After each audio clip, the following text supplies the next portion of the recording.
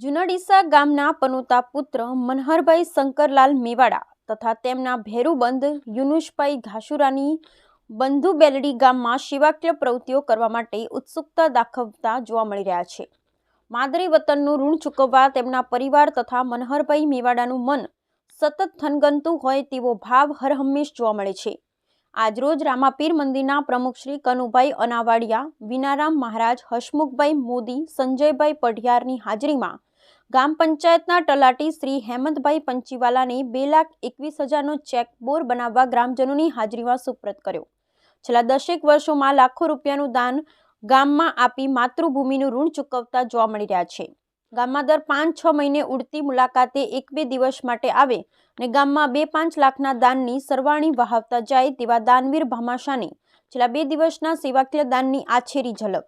એક જુનાડીસાના ગંગાનગરમાં વિચરતી વિમુક્ત જાતિઓની વસાહત ખાતે નવીન બોર બનાવવા માટે લોકફાળાના 10 લેખે રૂપિયા 2,21,000 અંકે રૂપિયા પૂરા એવા દાતા શ્રી મનહરભાઈ શંકરલાલ મેવાડા હસ્તે બબલુભાઈએ દાન પેટે આપેલા છે। વિચરતી વિમુક્ત જાતિઓની વસાહત દ્વારા દાતાશ્રીનો ખૂબ ખૂબ આભાર વ્યક્ત કર્યો છે।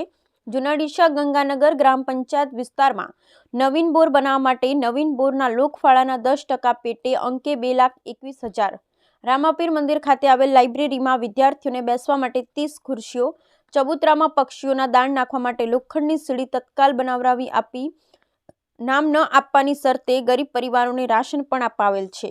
Bureau report, VK Mandora, Juna Deesa.